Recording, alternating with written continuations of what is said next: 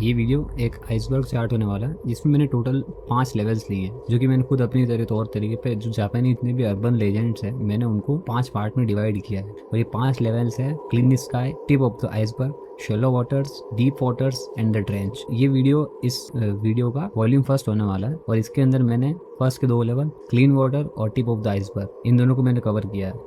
So Without wasting any time, let's start the video.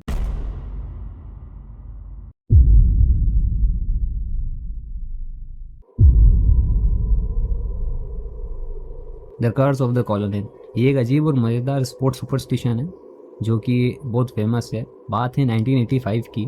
Japan के एक famous एक football team name हानशिन tigers, जिन्होंने life की first Japanese championship जीती। फिर क्या, टीम ने जीत की खुशी में टीम केएफसी गई और केएफसी वहाँ पे पार्टी करी और खूब मस्तियाँ करी।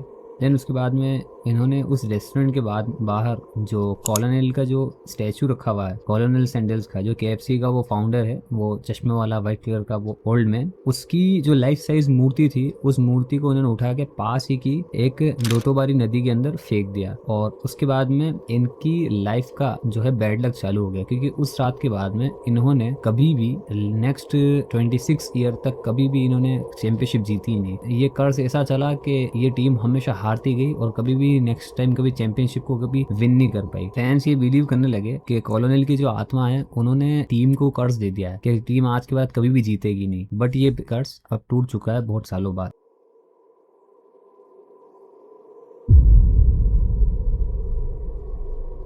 The Inokashira park, another funny urban legend जो जापान में बहुत फेमस है। टोक्यो के इनोकाशिरा पार्क में एक बहुत सुंदर झील है। वहाँ बेंजेतिन नेम की एक देवी है जिसको लव, म्यूजिक और नॉलेज की देवी माना जाता है। लेजेंड्स के अकॉर्डिंग जब भी कोई कपल साथ में बोट राइड जाते हैं, इनोशिकारी पार्क के अराउंड एक झील है जो कि बहुत ब्यूटीफुल है और वहाँ के लोग उस झील में जाने से डरते हैं और लेजेंड्स से कि वो झील कर्स्ड है। वो कैसे कि मान लो कि आप अपनी गर्लफ्रेंड के साथ में उस झील के लिए आप घूमने गए और उस झील में आपने एक बहुत ही रोमांटिक राइड गुजारी। देन होता क्या है आपके साथ, आप उस झील से जब वापस आए और 2 दिन बाद ही आपका ब्रेकअप हो गया। तो यही चीज जो है उसके अराउंड चलती है। इस कर्ज के अंदर ये है कि जो भी इस झील में, जो भी कपल इस झील में जितनी रोमांटिक बोट राइड करता है उसका उतनी जल्दी ब्रेकअप होता है। मैनी कपल्स फियर बिकॉज कि ये कर्ज, उनको लगता है कि ये कर्ज रियल है और they avoid to ride the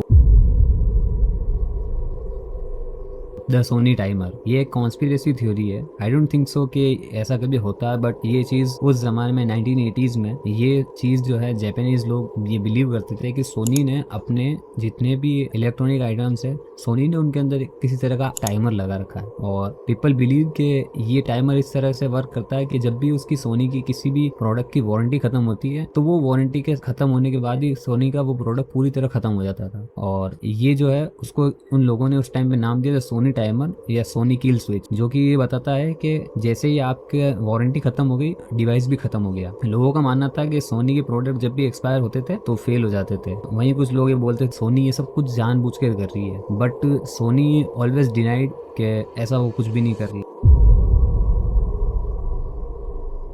living doll या फिर सुकुमोगामी, जिसका मतलब होता है लिविंग डॉल। लिका चैन एक नाम की एक डॉल थी। जापान की एक लेडी को पब्लिक टॉयलेट में एक अजीब सी 3 फुट वाली डिफॉर्म्ड लिका चैन डॉल मिली। उस लेडी ने डॉल से डिस्गस्ट होकर उसको वहीं उठाकर फेंक दिया। अब वो औरत वहां से चली जाती है। कुछ टाइम बाद लेडी की मेंटल हेल्थ जो है वो खराब होने लग जाती है। देन उसके बाद में उस लड़की की हेल्थ इतनी खराब हो जाती है, वो मेंटली इतनी इल हो जाती है कि उसको मेंटल हॉस्पिटल में एडमिट करवाना पड़ता है और एट द एंड वो उसी मेंटल हॉस्पिटल में अपना दम तोड़ देती है। तो ये जो क्रीपी स्टोरी है ये इसी लिविंग डॉल के अराउंड घूमती है। जापानीज फोकलोर के हिसाब से वहाँ के लोगों का मानना है कि जापान में जितनी भी डॉल्स होती है, जो कि एक नॉन लिविंग ऑब्जेक्ट है, डॉल्स या किसी भी तरह का खिलौना, जो कि उसको अगर वहाँ के लोग बहुत ज्यादा प्यार देते हैं तो उसके अंदर एक अपनी खुद की सोल डेवलप होने लग जाती है। और पीपल बिलीव के ये सोल जो है वो इवल भी होती है और एक एंजल सोल भी होती है, विच मीन्स कि अगर आपने उसको बहुत प्यार दिया और उसको उसके साथ अच्छा बिहेव किया, वो आपको प्रोटेक्ट करेगी लाइक एन एंजल। बट अगर इसका अपोजिट किया, बड़े होने के बाद में आपने उस डॉल को अकेला छोड़ दिया, बुरा बिहेव किया उसके साथ में, उसको आपने बिल्कुल भी ध्यान नहीं दिया उसके ऊपर, तो वो एक इवल स्पिरिट में बदल जाती है जो कि बाद में आपका नुकसान करती है। जिनमेनकेन ह्यूमन फेस डॉग, थोड़ा अजीब जापानीज अर्बन लेजेंड है जिनमेनकेन। ये अर्बन लेजेंड पूरी बॉडी से एक डॉग होता है और इसका जो सिर्फ फेस जो होता है वो एक ह्यूमन फेस की तरह होता है। रात के वक्त सुनसान हाईवे पर ये रोड्स पर दिखता है। ये नॉर्मली बहुत स्पीड में चलता है। लोगों का मानना है कि ये हाई स्पीड कार्स को भी इजीली ओवरटेक कर सकता है। एंड और ड्राइवर देखे तो बस उसको एक डॉग जो कि पूरी तरह डॉग है बट उसका जो फेस है वो ह्यूमन फेस की तरह है, बस दो घूरती हुई आंखें और कुछ भी नहीं। लोगों के बीच ये थ्योरी बहुत फेमस है कि एक किसी फेल्ड एक्सपेरिमेंट का पार्ट है या जो कि वहां से उस लैब से ह्यूमन टेस्टिंग के टाइम पे या उस एक्सपेरिमेंट के टाइम पे वहां से भाग गया। देयर इज अनदर थ्योरी ये जो कि लिटिल क्रीपी और इमोशनल है कि ये किसी ह्यूमन की और एक डॉग की आत्मा है। मतलब ऐसा माना जाता है कि रात में कोई बंदा अपने डॉग को वॉक कराने निकला तो वॉकिंग के टाइम पे डॉग और इंसान दोनों की एक साथ में मौत हो गई, वो भी एक्सीडेंट में। तो उन दोनों की जो सोल है वो मिलकर जिनमेनकेन बनाती है, यानी कि ह्यूमन फेस डॉग। मतलब उसके मालिक का फेस उस डॉग के ऊपर आ गया और वो डॉग बन गया। पीपल से कि ये एक अर्बन लेजेंड है। The 1932 Shirokiya departmental store deaths. ये कोई स्टोरी नहीं है, ये एक रियल इंसिडेंस है जो जापान के डिपार्टमेंट स्टोर शिरोकाया स्टोर में हुआ था। शिरोकाया स्टोर में एक बहुत भयंकर आग लगी और उस आग के चलते वहाँ के जो लोग थे वहां से निकल गए, बट कुछ वीमेंस थी जो कि वहाँ की सेल्स वुमेन थी वो वहाँ पे फंस गई। उसके बाद में वो बचने के लिए रूफ टॉप पे गई बिल्डिंग के और वहां से उनके लिए हेल्प बुलाएगी। फायर ब्रिगेड आ गई। फायर ब्रिगेड ने प्रोटेक्टिव नेट को बिछाया और उस नेट को बिछाने के बाद उसको अच्छे से पकड़ के और बोला कि कूदो। तो the women just simply denied to jump from the building. Why? क्योंकि ये बात है 1932 की। उस टाइम पे उस डिपार्टमेंटल स्टोर के अंदर जितनी भी वुमेन्स थी उन सब ने किमोनो पहना हुआ था और किमोनो एक ऐसी ड्रेस है तो वहाँ के ट्रेडिशनल लोग जो है किमोनो के अंदर अंडरवेयर नहीं पहनते और दिस सिंपली मीन्स के उन्होंने उस वक्त में किमोनो के अंदर अंडरवेयर नहीं पहनी हुई थी। दे थॉट के अगर वहां से कूदेंगे तो ऑब्वियस सी बात है कि एयर प्रेशर की वजह से किमोनो उड़ेगा और उनके प्राइवेट पार्ट्स जो है वो एक्सपोज हो जाएंगे। तो all the women just denied from jumping and वो कोई भी वहां से कूदी नहीं और इसकी वजह से क्या हुआ, अराउंड 14 वुमेन जो है वहां पे उस हादसे में जल के मर गई। और देन इसके बाद में इस चीज ने जापान के पूरे फैशन कल्चर को चेंज कर दिया। एज के जापानीज कल्चर जो था उसके अंदर अब जितने भी डिपार्टमेंटल स्टोर थे उसके अंदर उन सबको वेस्टर्न स्टाइल के अंडरवेयर पहनना कंपलसरी कर दिया। और इट्स सिंपल थिंग, एक वुमेन की इज्जत उसके लिए क्या होती है, हजारों लोगों के बीच में इस तरह से कूदना और उनके प्राइवेट पार्ट्स जो है वहाँ पे एक्सपोज होते हैं। सो उन्होंने वहां से कूदने से बढ़िया मरना पसंद किया। बट इसके अलावा और भी स्टोरीज है जो कि इस कारण घूमती है। बहुत से लोग बोलते हैं कि ये हादसा जो है इस वजह से उन्होंने मना नहीं किया था, उनको ऊपर से कूदने का रास्ता ही नहीं मिला था, धुएं की वजह से वो कूद ही नहीं पाई, आग की वजह से उनका रास्ता ब्लॉक हो गया था। बट दिस स्टोरी ये सबसे ज्यादा फेमस है।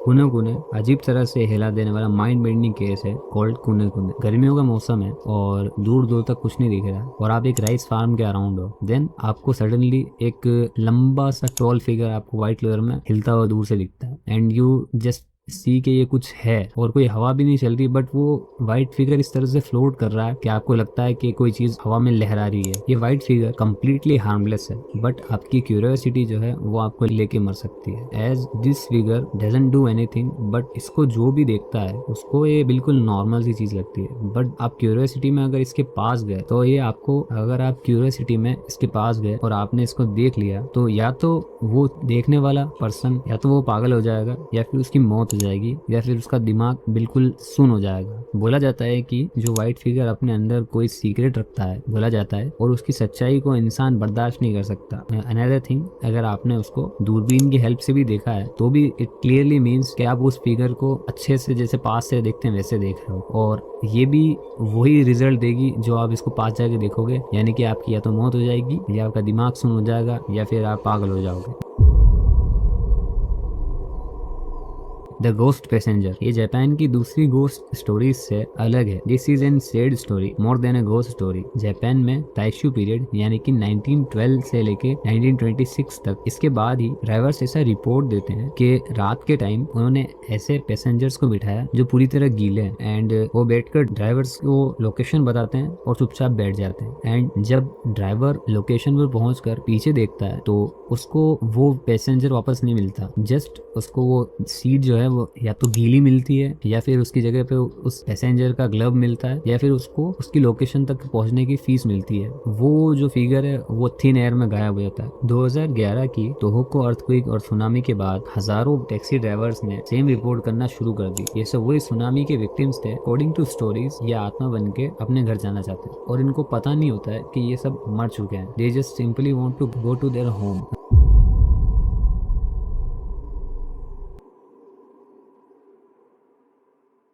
रोकुरोकुबी द लॉन्ग नेक क्रिएचर, ये एक क्लासिक जापानीज सुपरनेचुरल क्रिएचर है with a long neck. According to classic stories जहाँ ज्यादातर जापानीज मॉन्स्टर मरने के बाद मॉन्स्टर बनते हैं या किसी और दुनिया से आते हैं, वहीं राकुरोकुबी बिल्कुल अलग है। ये ज्यादातर फीमेल होती है, ये इंसान के रूप में पैदा होती है। राकुरोकुबी बिल्कुल एक नॉर्मल ह्यूमन की तरह दिन में नॉर्मली अपना काम करती है, परिवार के साथ रहती है और अपना काम करती है, घूमती फिरती है। But the real fear starts from the night. जैसे ही रात होती है डर का माहौल शुरू हो जाता है। जब ये सोती है तो इसकी गर्दन अजीब तरह से लंबी हो जाती है और एक सांप की तरह पूरे रूम के अराउंड घूमती है। एंड इसके पास ये पावर भी होती है कि ये भी किसी भी वक्त अपना रूप को ट्रांसफॉर्म कर सकती है एक मॉन्स्टर के अंदर। और सबसे क्रीपी बात ये है कि वो औरत जो राकुरोकुबी में ट्रांसफॉर्म होती है उसको खुद को ये नहीं पता होता है कि वो एक मॉन्स्टर है। जब वो इस तरह से उसका हेड लॉन्ग होके और वो घूमता है कहीं पे भी, उसको सपने आ रहे होते हैं, ऐसा लगता है कि वो हवा में उड़ रही है या फिर वो एक तरह से बेहोश है। और सुबह जब वो उठती है तो उसको खुद को पता नहीं होता है कि वो एक मॉन्स्टर है। राकुरोकुबी जो खुद वो औरत होती है गहरी नींद में होती है और उसको पता नहीं होता है बिल्कुल भी कि वो एक मॉन्स्टर है। ये एक हार्मलेस क्रिएचर है। बट इमेजिन कि आप एक आधी रात में उठते हो और एक 15 फुट लंबी गर्दन वाली औरत को देखते हो जिसका फेस बहुत ही भयानक है।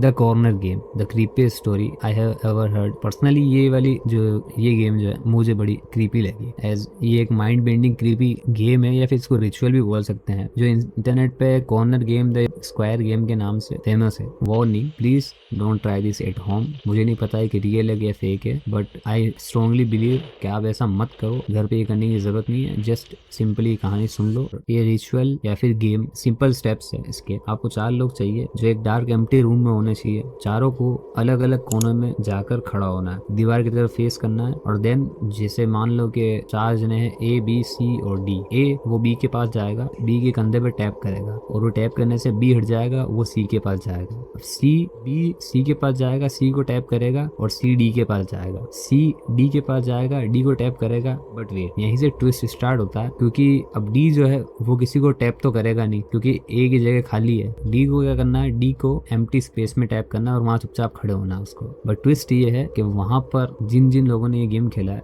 वहां पर लेजेंड्स के अकॉर्डिंग माना जाता है कि फर्स्ट पोजीशन थी वहां पे एक 5th स्पिरिट आ जाती है, उसको 5th प्लेयर भी बोलते हैं। और वो 5th प्लेयर जो है बहुत से लोग महसूस करते हैं कि वहाँ शेडो खड़ी है और 5th प्लेयर भी मौजूद है। अब इसके बारे में मुझे ज्यादा नहीं पता, बट अकॉर्डिंग टू लेजेंड इसमें लिखा है कि जब 5th प्लेयर जो है वो इस गेम को एंटर कर देता है तो गेम हो जाता है सीरियस। अब आपको इस गेम को जल्दी से या तो छोड़ना है, नहीं तो अगर आपने इस गेम को कंटिन्यू रखा तो आपके 4 दोस्तों में से एक दोस्त को आप हमेशा के लिए खो दोगे। एज ये जो गेम है, इस गेम की वजह से दूसरी दुनिया में एक पोर्टल खुल जाता है जहाँ पे ये स्पिरिट ट्रैप होती है और ये गेम इसका पोर्टल होता है। अब इस पोर्टल के थ्रू ये स्पिरिट जो है ये रियल वर्ल्ड में एंटर कर जाती है and it tries to take over your one of the soul from 4 of the player. And ये माना जाता है कि ये जो स्टोरी है ये बिल्कुल रियल है।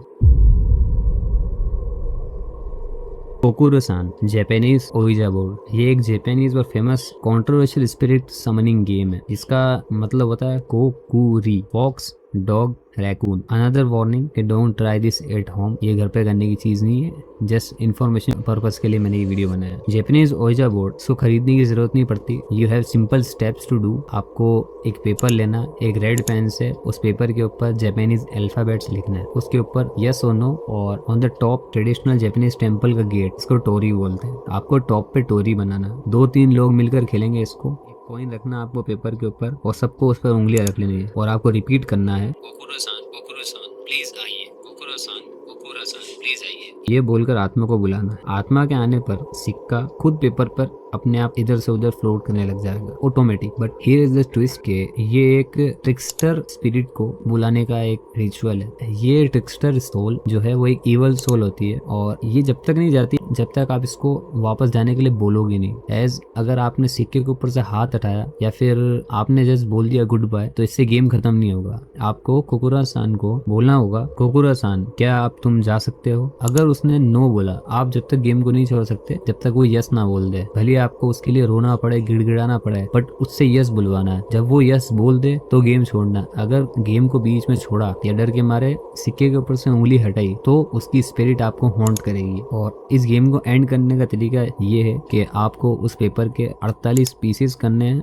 आग में जलाना है, और वो सिक्का जो आपने यूज किया है उसके अंदर, उस सिक्के को दूसरे ही दिन के अंदर अंदर आपको कहीं ना कहीं खर्च करना है। 1970s और 1980s में ये गेम स्कूल में बहुत फेमस था एंड इस गेम को खेलकर बच्चे बेहोश हो रहे थे। बहुत से बच्चों को पैनिक अटैक्स आ रहे थे और इसको देखते हुए वहाँ की गवर्नमेंट ने जापानीज स्कूल के अंदर इस गेम को बैन कर दिया। So this was it.